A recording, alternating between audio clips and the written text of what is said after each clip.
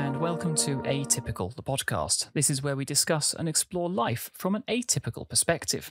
My name is Simon, he there, your host, and I'm joined by three friends today to discuss, well, imposter syndrome. And I'm not entirely sure I'm the right person to talk about this, but well, we shall see.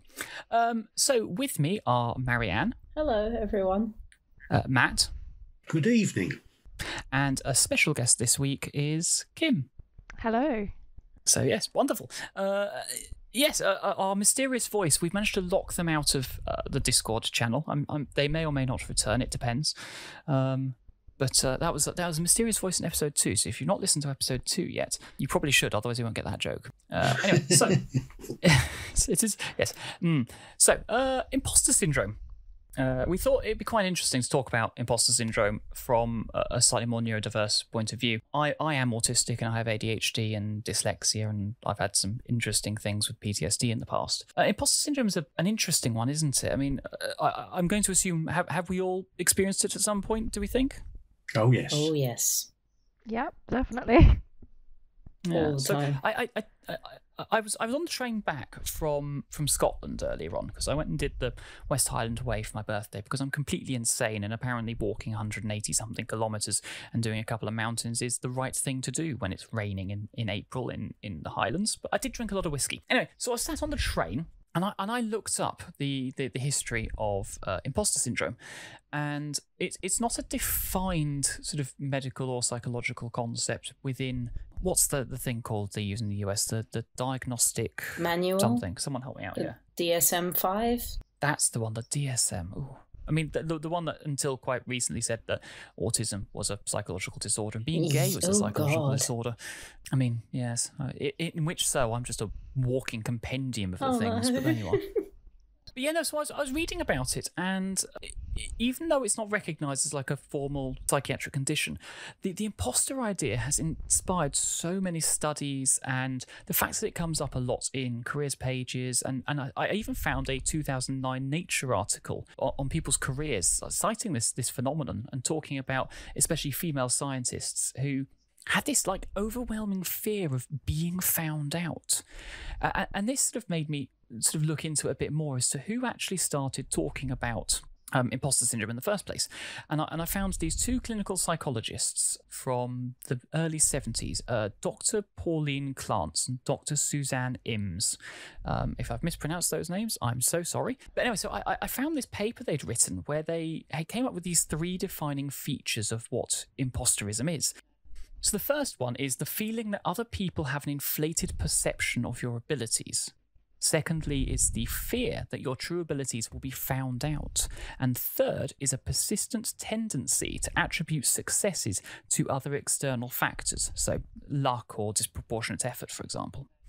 And sorry, go ahead, Matt. No, I'm just laughing at just that. I'll look at my career and just go, oh, yeah. Yeah. Well, it's all external factors, was it? Yes. Couldn't believe that it was down to me at all.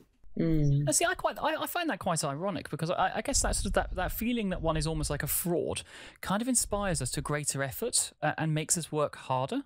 And then could that, I suppose, trigger more imposter feelings? Because you're more likely to get it, I think, when either you start new into a job or suddenly you go and you speak at a conference, or you get asked to do something that's, more than you were doing before. I mean, certainly I know that when I joined I rolled off my apprenticeship and I joined my team, I spent a good little while sort of being handed bits of work to do and sort of turning up to meetings with people who are far more intelligent than me and knew all the stuff and going, oh, I'm the wrong person, I shouldn't be here.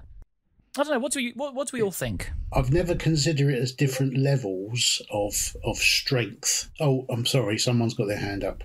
Oh, sorry. Well, I was happy for you to finish your sentence if you wanted to, but yeah, I have this problem where I can have my hand up for about 10 minutes and everybody else, like last week in a meeting full of, I think they were neurotypicals, but I was the last person to have the hand answered despite being the first one to have it up, just because my presence in a room just feels so small. And I think regarding the skills and achievements and stuff, in the past few months, I got 3 awards at work for doing this voluntary thing that I'm doing relating to disability awareness and all that. But when I think of those, I think, oh, do they know about me? You know, do they know how much, like, are they thinking that I've done more than what I actually done?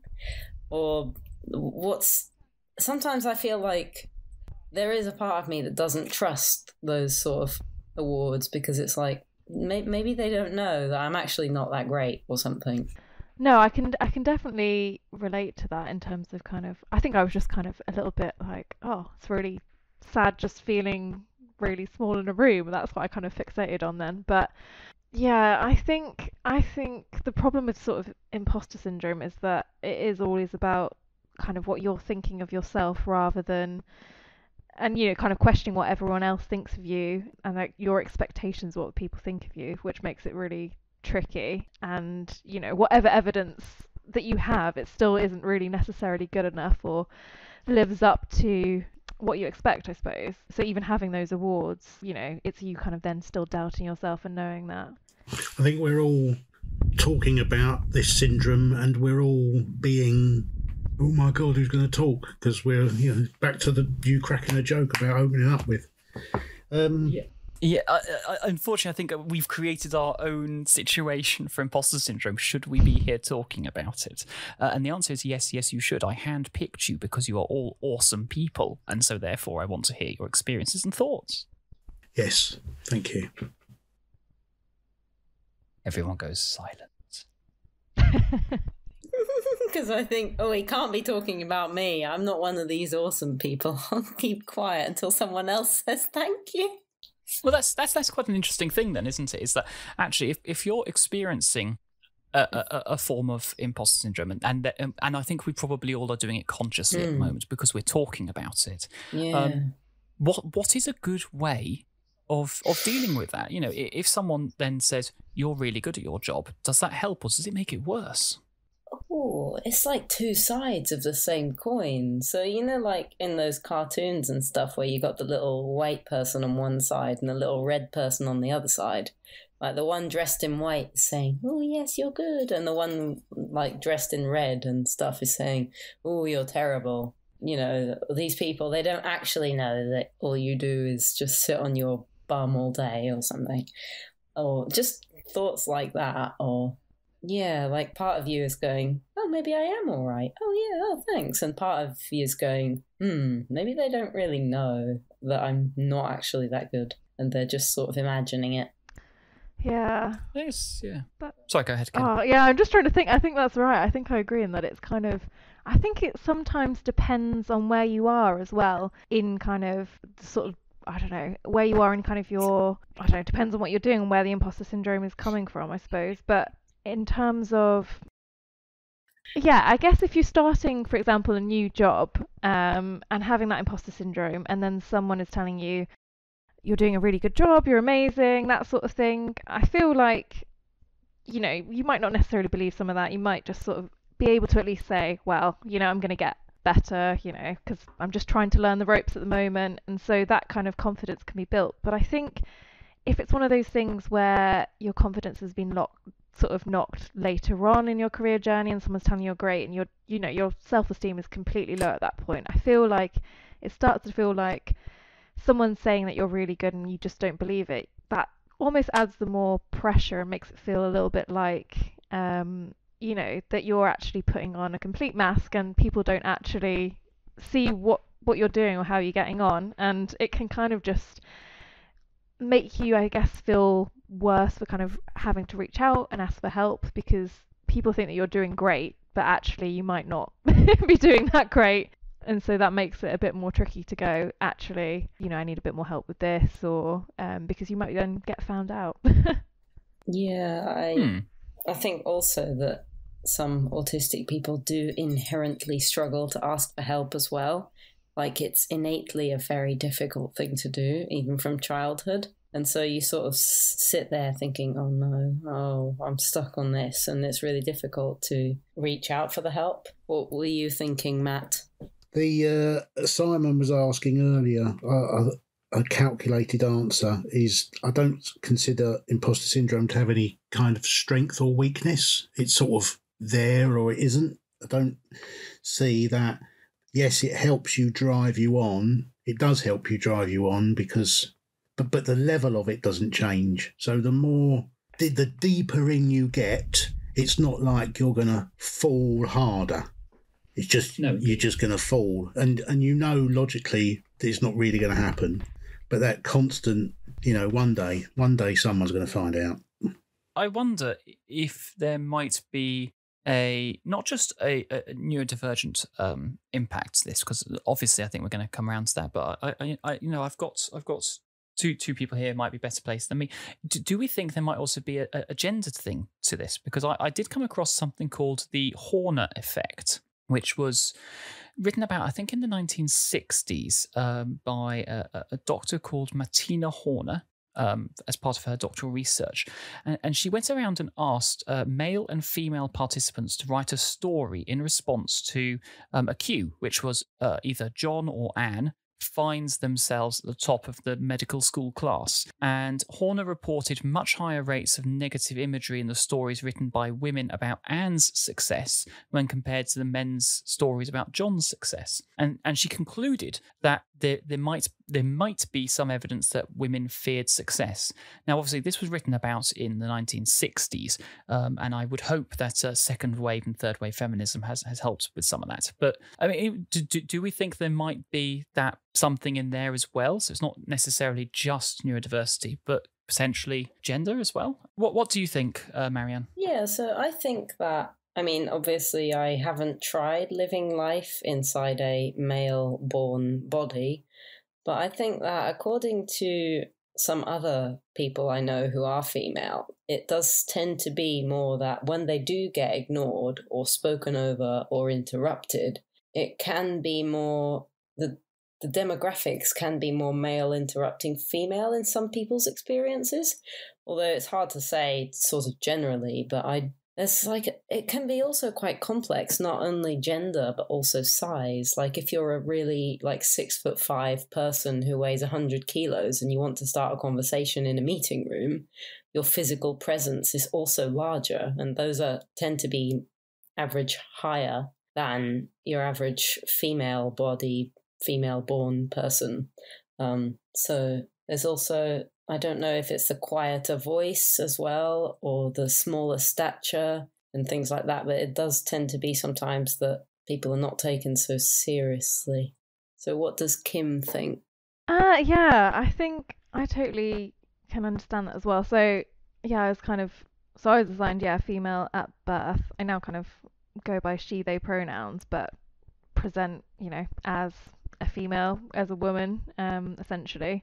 And are seen as that. So I feel like when I think of, particularly with starting a new job and imposter syndrome, I definitely feel like there is a kind of their tendency with men or people that are assigned male at birth to be a lot more confident, a lot more able to kind of fake things and kind of, is fake things the right word? But essentially just kind of bullshit their way through things, if I'm trying to say it in the least polite way, which I think everyone does to a certain extent, but I definitely find it really difficult to just try and pretend to be really confident about stuff, and because it just doesn't feel natural, and I feel like once you realize that everyone else is also kind of faking it, I feel like that should be reassuring, but I find that quite unsettling a lot of the time. And I think there must be some people that really get on with that and maybe, I don't know, don't have necessarily imposter syndrome, and are able to kind of just be really confident in talking about things that they don't really have much knowledge of. But yeah, I'm not sure. Yeah, it's interesting that I do sort of get that in a sense where I don't know if it's the fact that some parents, they raise their male children to be different than their female children. So, for example, when I was raised to clean up after the family on the weekends while my parents were working. And when I was a teenager, I'd just spend my weekends cleaning the house. Whereas my brother used to be let off and not have to do anything. And he would just be allowed to play video games all day, every day.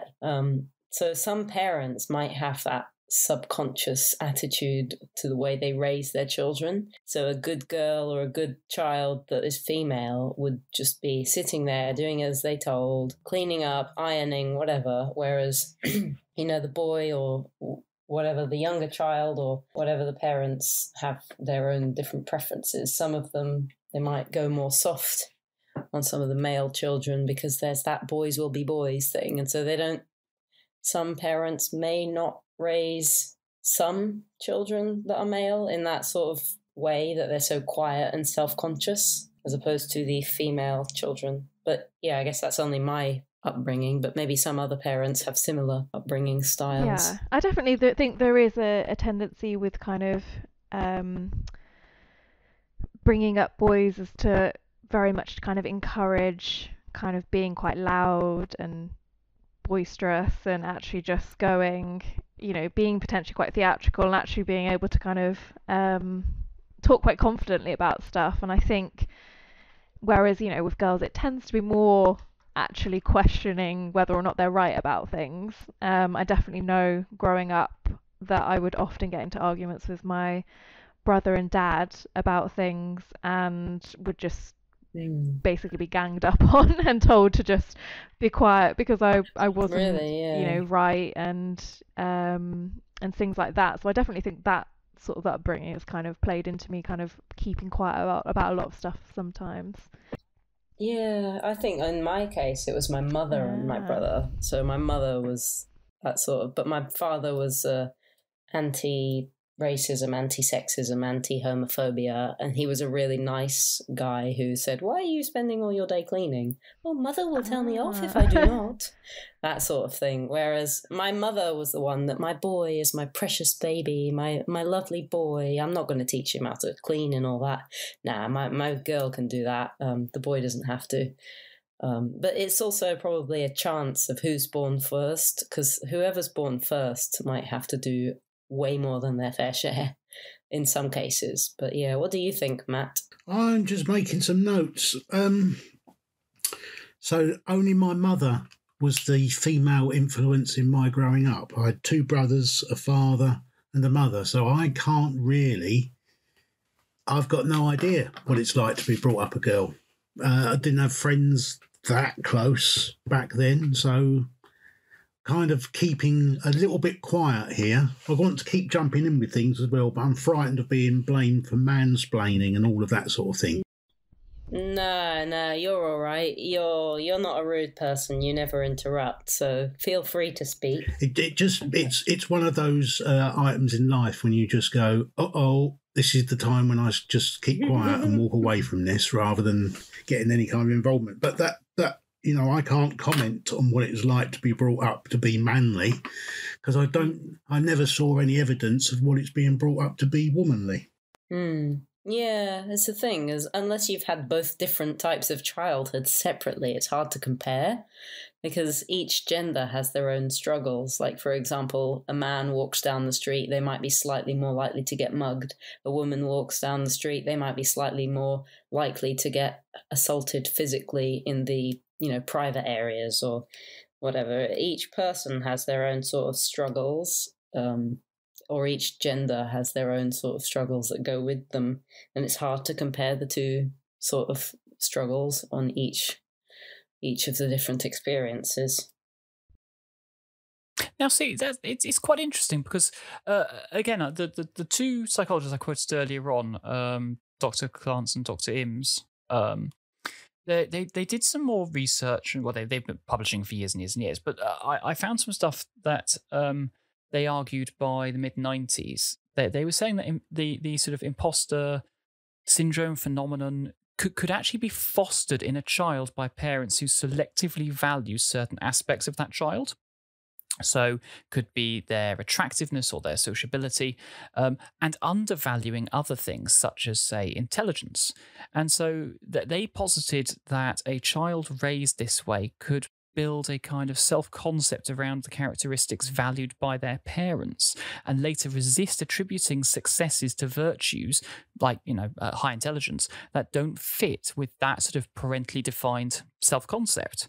And indeed, they further argued, and this is why I asked earlier on, that societal expectations around gender roles can really exacerbate this situation. And so, by all accounts, then, a woman and other research, which I will bring in later, talking about neurodivergent people, are more likely to see career successes as a consequence not of, say, intellect, but other self-selected self-concepts. So ability to charm, for example, or good looks, or just plain luck. I don't know what we think about this. It's interesting, isn't it? Because some parents value different things. So my father would probably value patience, creativity, resourcefulness, and my grandfather would value intellectualness, a smart presentation, whereas my mother might value, like, have I dressed well? Are my clothes matching? Are they colours she approves of? And have I got enough makeup on?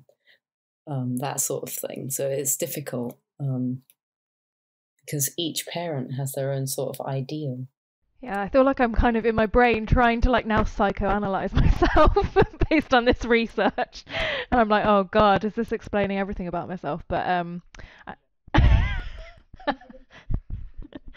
Oh yeah, no, trust me, I was sat on the train having conniptions to myself and sort of sat there going, quick, pour me I know, more am I wine, going to I'm need not sure I can handle therapy at this. the end of this podcast? Well, that's what this podcast is, just primal scream therapy. It's just we're all too polite to scream, so.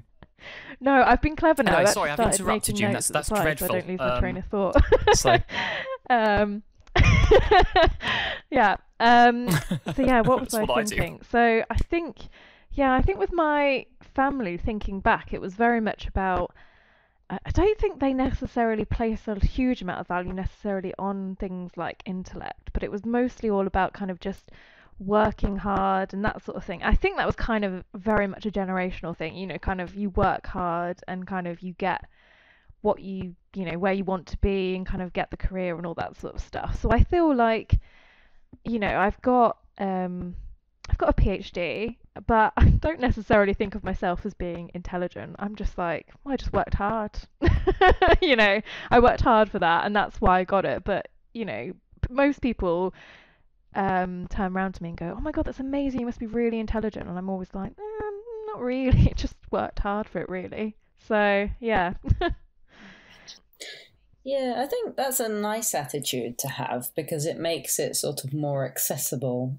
Because there are some people that sort of think, oh, I'm stupid, I can't do that. But it makes those people think that, if you do revise, you probably can also, if you put your mind to something, you can. And sometimes dedication and hard work and practice are signs of intelligence that should be celebrated rather than innate intelligence. So innate intelligence would be just like, oh, someone's smart, but they don't have to have an effort. But it's nice to sort of be hardworking and work towards things because then you get that sort of sense of achievement of, wow, I managed to do that thing. And that's like some things like talents and things like that are sometimes not even because they were born to be good at them, but because they're born loving the thing and then do the thing so often that they get better at it. Like if someone's good at drawing, it might not be because they're just great at it. It might just be because they've spent so long looking at these things and then drawing the same things until they gradually get better. And it's more like the dedication is the special talent rather than the actual innate ability to draw. Yeah, it's an interesting way of thinking about it, actually. How much is going through my head at the moment? I'm off in about 6 different black holes. I was just thinking that, bolstering what you've just been saying, I always thought my job was easy. I thought it was really easy. I couldn't understand why people got it wrong. It was just a couple of processes and do a couple of things. Or was it? I keep looking back on it, and that's why I thought everyone was out to get me, because, well, sorry, that's paranoia, not imposter syndrome, but I did have that constant feeling around. Yes, that's almost an inverted imposter syndrome at that point. Is you're sort of thinking the rest of them are imposters because you're finding it tremendously easy to do the job, and you're sort of looking at them going, well, why are they getting this Never wrong? saw the opposites. They always thought that was how you did it, and you try to emulate what everybody else is doing. But certainly I thought it was easy. And I remember somebody saying once that to work for that company, you can go a long way if you are of average intelligence. Or if you're good at being a sycophant.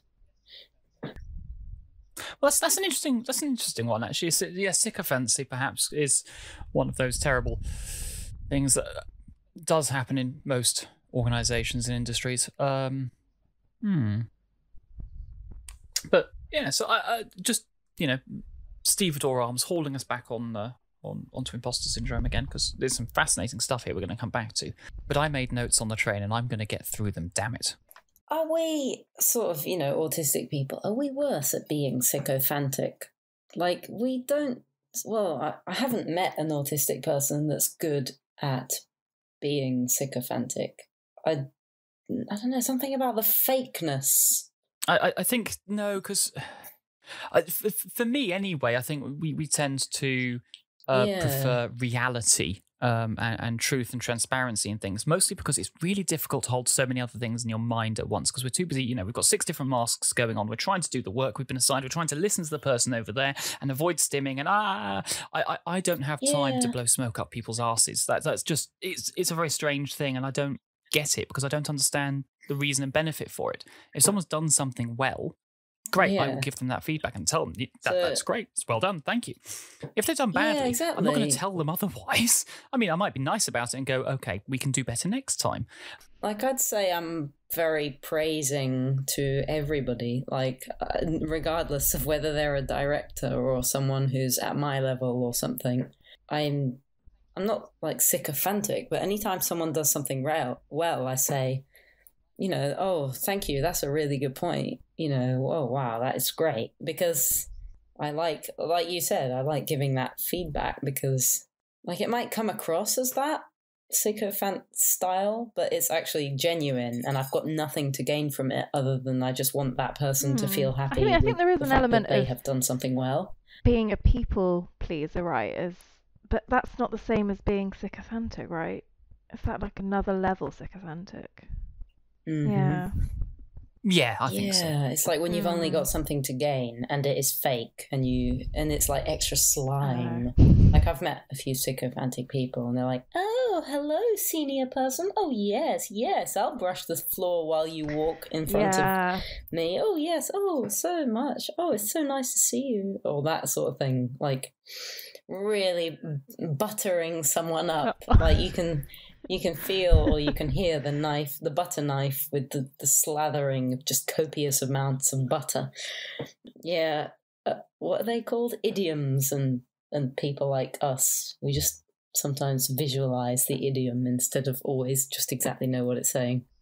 Yeah, I think yes, that's sycophancy is. Has someone got the definition of sycophancy? That'd be much easier, wouldn't it? So, a person who acts obsequiously towards someone important in order to gain an advantage. But now the next point is, what is obsequious for people who may not already be familiar with that word, because it might be a sort of niche word that maybe not everybody knows. Someone looking it up. I mean, I looked up sycophant earlier, and all I found was one of the things I thought was funny was a self-seeking, servile flatterer, a fawning parasite.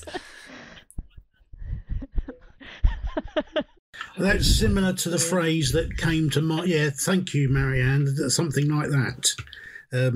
What we used to term, brown nosers. No. Not really quite the PC thing anymore, is it? But that's exactly what it is. I don't know what the phrase blowing smoke up his arse is all about, because that creates some horrible visual imagery. Yes. Yeah, I imagine someone with a very warm, burnt bum. I mean, I could say something about how brown nosing means that they should have washed better first. But exactly. That's a different episode. Wipe. So yeah, that's an After Dark episode, I think. No, so if you want to know where it comes from, Matt, it is a literal explanation that it was quite popular in older days to have something called a tobacco smoke enema, blowing tobacco smoke up a person's posterior rectum. It was very popular in the 18th century, but so was laudanum. We should perhaps go back to these days because that would be lovely, but alas. I feel like I started Googling this and then realised that was probably not something that I wanted to Google necessarily. Which part? The tobacco enemas. There was coffee ones as well, all sorts. Yogurt. There you go. I feel like we've perhaps gone off down a tangent here, which is great. We like these tangents because we're autistic and we can have very strange conversations that go off all over, or ADHD or one of the other comorbidities. We are a pro-tangent podcast. We're also pro-union. How many words am I going to keep looking up? And well, this is the thing: is that I'm really running Dictionary Corner here. This isn't actually a podcast. This is just my attempts to get onto Channel 4. I'm explaining to Kim that Simon is knackered, so things are likely to be a little bit weird. Is that what we're blaming it on? Simon being knackered. I mean, Kim has met me before, so yes, I'm going to blame this all on tiredness. Dear listener, it is all my fault. But as I control the edit, you may not hear that. Who knows? Anyway, so I wanted to talk briefly about feigning fraudulence, which was the title of the bit of the thing that I read when I was sat on the train, reading about this stuff and inwardly cringing and going, oh my God. And it's quite interesting. There's been a couple of very interesting articles which have challenged some of those key aspects of that imposter constructs that we discussed earlier. And it's been suggested that it might be more accurately construed as a presentational strategy, a way of a person to downplay expectations and feign modesty. I found this article by Mark Leary and some colleagues at Wake Forest University. Anyone know where that is?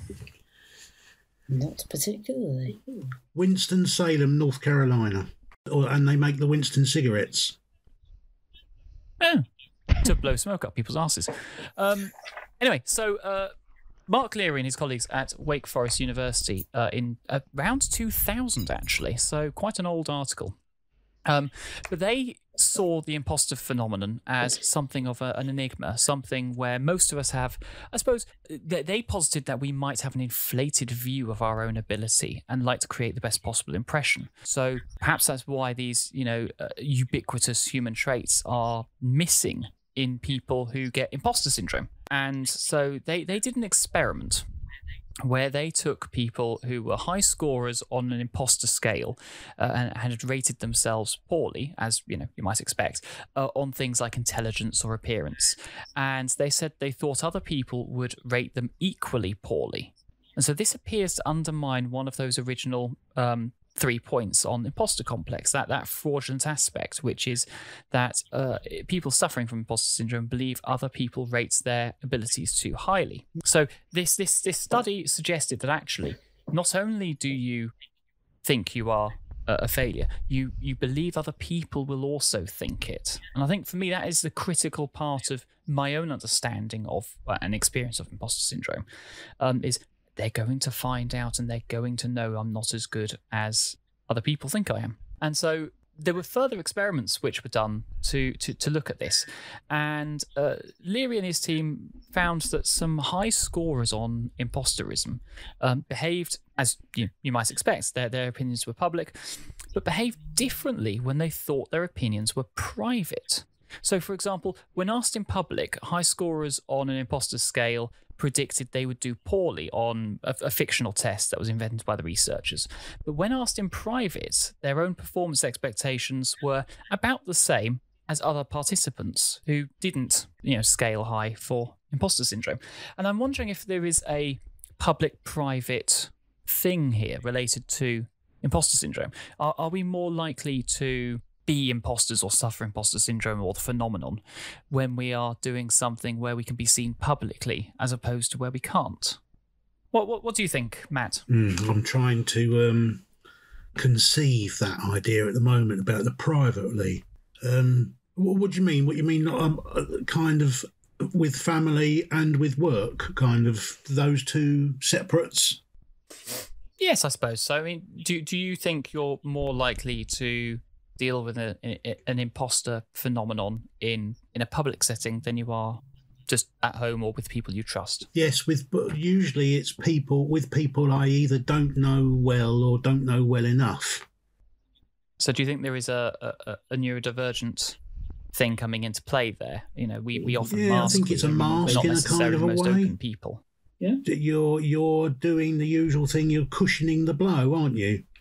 I definitely think it is much harder in public in terms of just feeling more like an imposter, because there's probably more expectations on you, or that you place on people around you and what they're expecting of you in the public, with people that you don't know so well, and not necessarily knowing them and their ability, and kind of just thinking that you have to be kind of much better. Whereas in private, it is very much knowing, you know the people around you, they know you, so you kind of just are able to act yourself, without having to kind of try to mask or try to pretend to be something that you're not.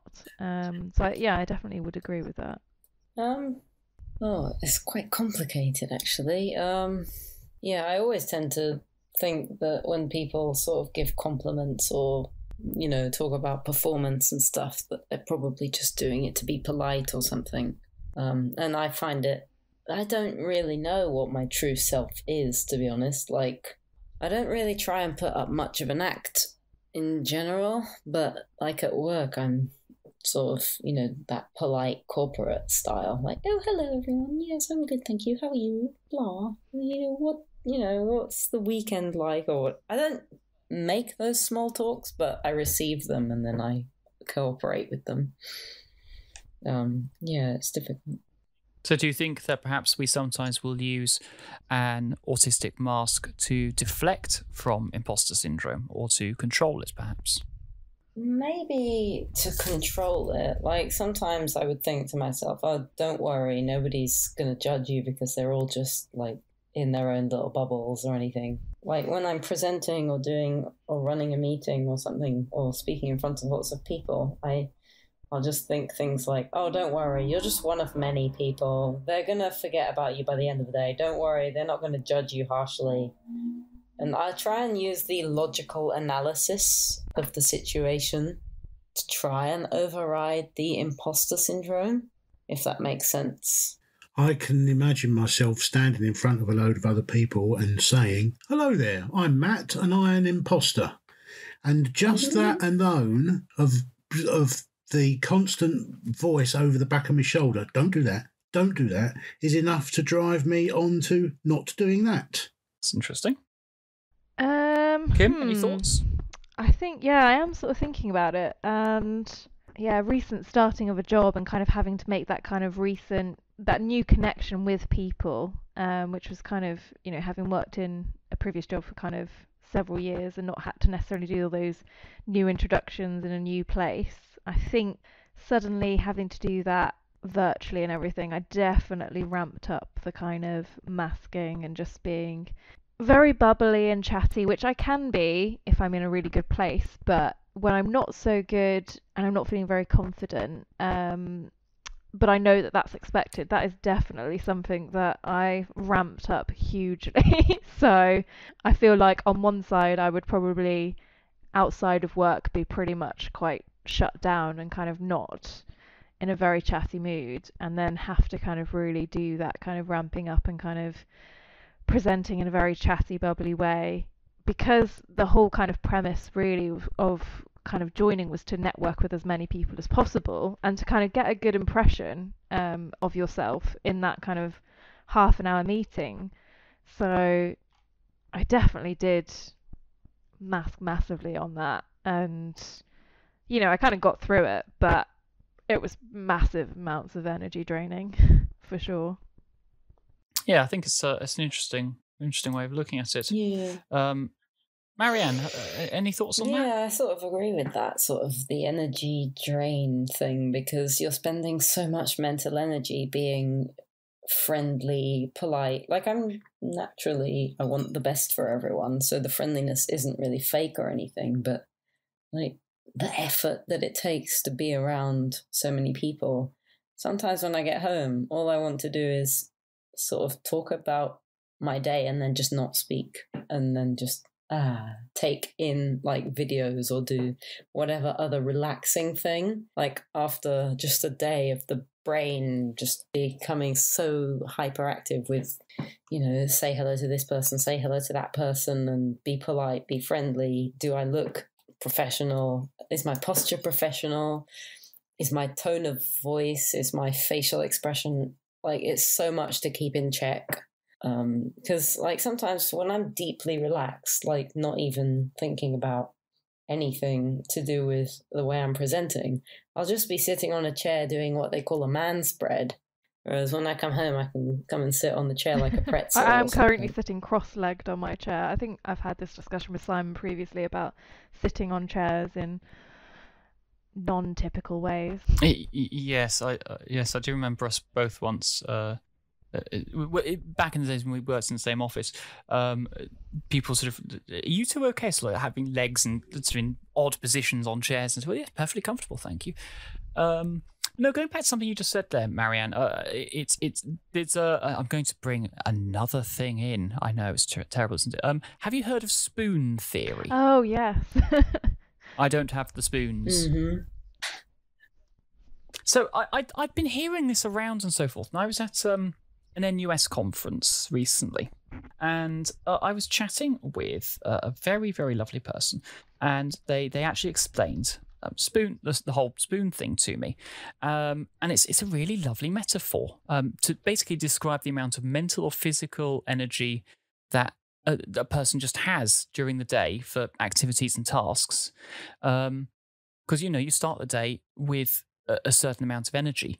And the idea behind the spoon theory, as I understand it, was written by someone who has lupus. Basically, they said, I start the day, I've only got so many spoons, and I have to use them up on disabilities and mental health issues and societal marginalizations and imposter syndromes. It was when you were talking there, it just made me think of this, and perhaps it's an idea that we could bring to imposter syndrome. How many spoons does it take to get past your imposter syndrome? Is it a case of having enough spoons to get past it? How do you get past it? Can you get past it? Does it eventually go away? Yeah, I'm just trying to think about getting past it and how you do that. And I guess it depends on where your imposter syndrome comes from, right? Yeah, and rather wonderfully, you've brought me to the next note I made. There's a researcher called Valerie Young, and I'm going to quote her word for word here. So, because I think it's a really powerful way of putting it. She wrote, "There is a little voice in all of us that, however small and weak, believes we are smart, that we can do it.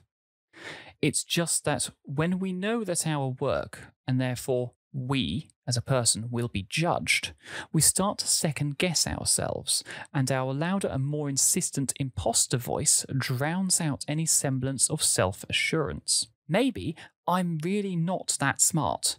Maybe I really won't do that well." Whether it's a face-saving strategy or second-guessing, she has worked with enough people who are truly suffering from imposter syndrome to know they're not just pretending to feel like frauds. And one of the original researchers who I quoted earlier on, Clance, agrees with this and says that people with imposter syndrome do want to be smart, to look smart, and sometimes even feel as if we are.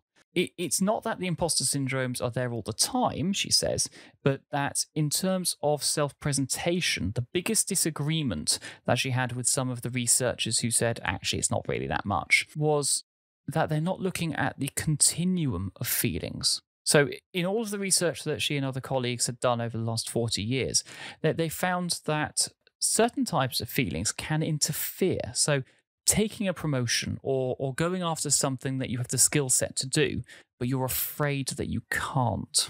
And it's looking at whether or not some people will obviously feel like a fraud for having imposter syndrome. Sometimes I feel like it, and it then redoubles itself. And how I then deal with that is, well, I personally, I use a number of techniques I was taught when dealing with anxiety. For me, they imposter syndrome presents as a more or less like an anxiety attack, and so that works for me. But I don't know how it works for other people. When you're having a moment of imposter syndrome, or a day, or a week, or a month, how do you manage it? How do you get past it? Matt, any thoughts? You're familiar. You ever heard that one where you've got someone on your shoulder? Marianne spoke about a devil angel popping up on your shoulder like you would get in Hollywood, to do the right thing, to do the wrong thing. And I'm losing weight as well, so we talk about that in group as well, about having someone who is there to what do they call, the saboteur amongst you. Furthermore, when going for interviews, when looking at a job advert, you'll see 13 competencies that need to be required, and I will want to have 11, 12 or 13 of those tied down. Whereas I understand some people who get the job only have got 5 of those 13 requirements. Yeah, that's a common thing that I've heard. Some protected characteristics are more likely to not go for a job if they get, for example, 9 out of 10 of the competencies, when someone who's sort of used to living life where they haven't had microaggressions towards them, they may be slightly more innately confident and able to go for a job if they have 8 out of the 10 competencies. So protected characteristics, as in somebody who might have, like either autism, or they might be sometimes female gender. There's more of that sort of concept sometimes, or someone from an ethnic background that's different from the native country. For example. Yeah, so those types of protected characteristics, orientation and others, they might be sort of less likely to feel in themselves confident enough to apply for those jobs if they don't have every single thing with the bells and the whistles and stuff. Yeah, I was just trying to think back to, I can't remember who that person was, but who did the research, but about others kind of judging you, and that's why you have that kind of imposter syndrome. And I think it sort of relates to what Matt was saying, that I don't know whether I've just sort of interpreted this and how I personally see it, but also not necessarily others judging you, but also kind of yourself, your own expectations, not necessarily going for something, not necessarily because others will judge you, but also just, I guess, judging yourself and going, well, I need to get those 10 or 11 competencies rather than just having 5 or 6, because you kind of know yourself that you're good, and if you can't do all that, then maybe you don't necessarily deserve it yourself. And it's almost that kind of own judgment that's not necessarily coming externally, but yourself. I don't know whether that makes sense, or I've just kind of put my own thoughts in on that, or if anyone else has any relates to that at all. No, you've kind of got the nail on the head there with the, I can't possibly do that job at the strength of 5 out of those 13 things because I will be found out. It's classic imposter syndrome. If you go for that job and you can do 11, 12 of those 13 things, then you can normally just go, right, I'm going to be okay with this because, if they find out for me, it will just be a little something rather than a big one. I've still to this day skip through adverts where I can't fulfill less than 50%. Less than 50% is just skip. And there are others who look at that and go, yeah, I could plug my way into that. And I do wonder how that works with autistic people as well, in terms of, I think it kind of just, logically, from my perspective, it makes sense if someone goes, we're looking for X, Y, Z to have, A, B, C, D, E, F, G, then, looking at that, you kind of think, well, I need to be X, Y, Z, and I need to tick all of those various different boxes in order to do the job. So it doesn't make sense to even apply without having all those things. Yeah, I think it's very interesting. Actually, I do think that there is potentially a greater experience of imposter syndrome within autistic groups, simply because, or neurodivergent groups in general, simply because we are living in a world that's not necessarily designed for us, and so it's already a slight upward hill struggle. And so then when we do succeed, we do a thing, it feels like, was this luck? Or for me, the worst one is it pity? Did someone set this up for me? And for me, that is a real pain, which I do sometimes have to deal with and work through. And one of the wonderful things about occasionally having therapy is I get to go and say these things to a person who gets paid to tell me, no, you're just being strange. It's not. Stop it. But I do wonder if perhaps there is a greater experience of imposter syndrome amongst neurodivergent people. Anyone? Yeah, sorry That's right. So regarding what you said about pity, I feel like the same thing, because when I joined where I work, I did what they would say on paper I did well. So I got, the highest marks, nominated for awards and all that. But they didn't keep me on because there was a headcount issue. And another department took me on, but they had to create a role based for my skills. And I thought, oh no, are they only doing this out of pity because they don't want me to become homeless? And then again, after that department closed because of the COVID, another department created a role out of the blue for me. And I thought, oh no, this just doesn't feel like a real role, because the titles got more and more obscure. So I sort of was thinking that, is this just created just so that, but because the thing is, it does make you wonder. And because I'm the lowest paid person, I think, that I know at all in the whole business, it sort of makes you think that because I'm so low paid and all my roles are moving sideways and have been just invented out of the blue, it makes me think, should I even be there? You know what I mean? Yeah, no, I do understand that. I'm going to come back slightly to a question I asked earlier on. How should we help people who are having imposterism? Imposterism? Yes, that sounds correct. Well, it looks like a number of the experts who I read up have different opinions on this, but sort of like the three top tips which I found were that we should try to normalize the feeling. There's potentially 10 really good reasons why someone should feel like a fraud. It's about helping someone to understand their attitudes towards it, maybe helping them to redefine what is competence, what is failure, and shifting these. And indeed, exploring the reasons why they might be ambivalent about success. Is it fear? Is it self-doubt? And understanding where those might actually be useful things to normalize that and to feel better and indeed to work better and stop doubting yourselves as much. What do we think might help, especially neurodivergent people who might be struggling with that feeling? Yeah, I think that if everybody sort of realizes that, they are enough and they do have skills, and the biggest critic a lot of people have is themselves.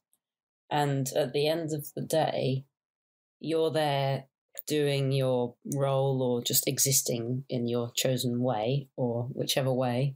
And every other person probably looks at you or something and thinks, oh, that's just another person, rather than judging you very harshly. So I think it sometimes helps to think that your biggest critic is yourself. So other people might just think, oh, that person over there, yeah, they're all right. Whereas you might think of yourself as, oh, you're no good, you're no this and that, and you got no talent or whatever. But other people don't necessarily think like that towards you, because you're just one of many other people that they know, and everybody's fine and all that. So it's like you're not as bad as you think you are usually. Kim, any thoughts? I'm just trying to figure out how to actually arrange them all into a coherent way. But yeah, I definitely do agree with kind of normalizing the feeling of imposter syndrome. I do think it is something that a lot of people feel. And I think, yeah, understanding it a bit more and redefining, as you say, kind of competence and failure. I think some of those things are quite easy to say, and stuff about being kind to yourself and stuff like that. I'm like, yeah, that is stuff that you should definitely do, but they're definitely things that are also really, really hard to do. So I've kind of written that stuff down, and I'm looking at it going, well, you're not doing that, Kim, are you? You're terrible at doing all of this stuff. So yeah, I'm kind of thinking that those things are all very important.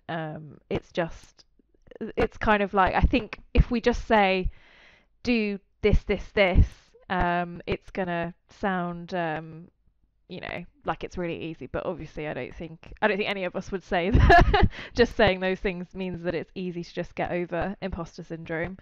It takes a lot of work, definitely. But yeah, I will pass over to Matt because I think he's got his hand up.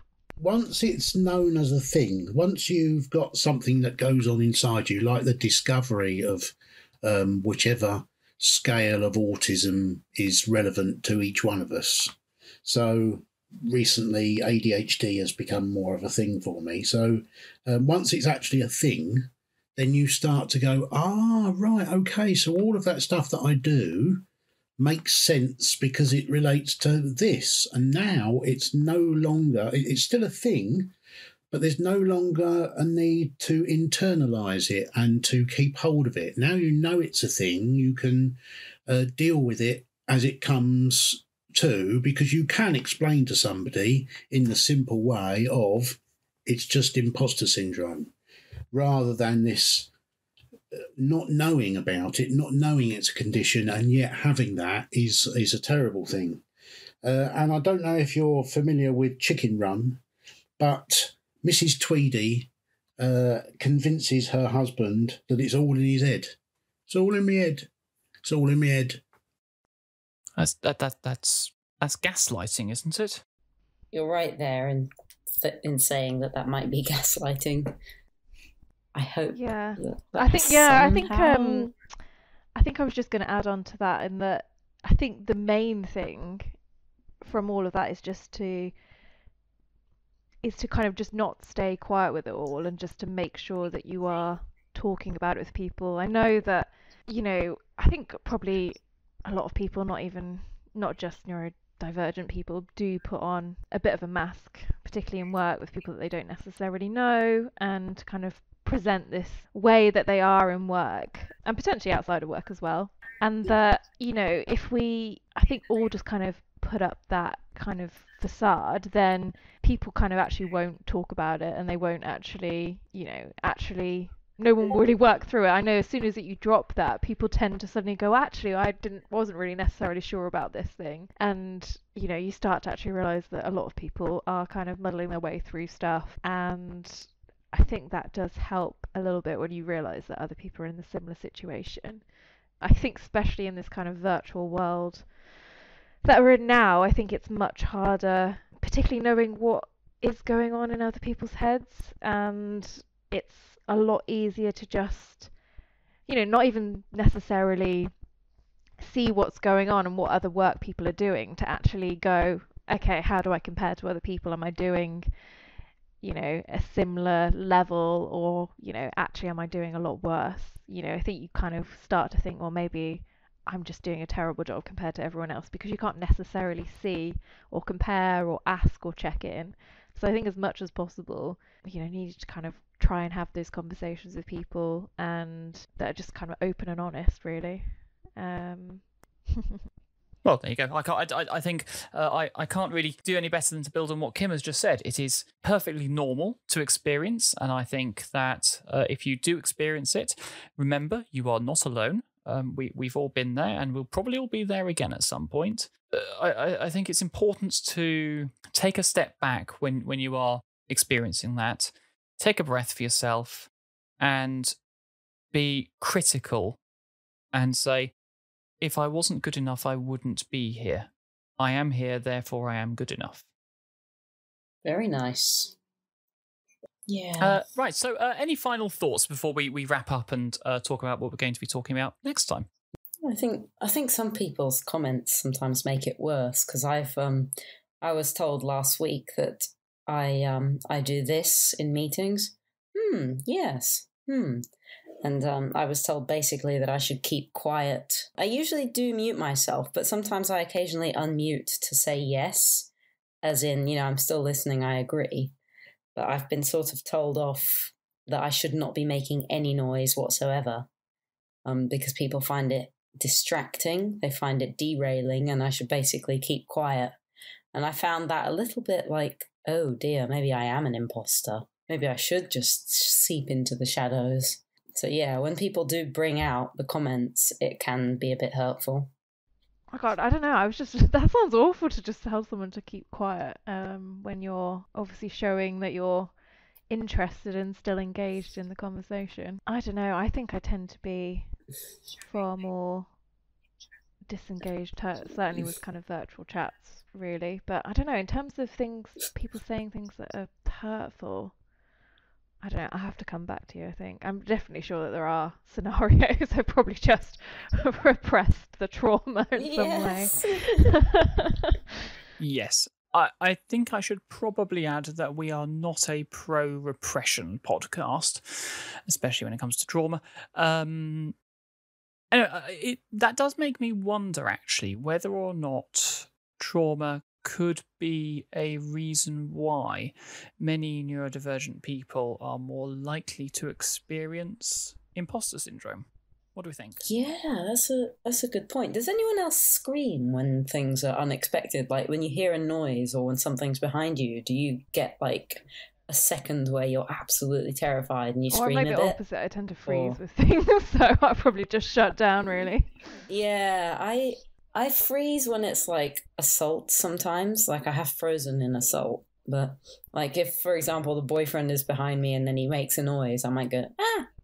Because there's just like so much pent up fear.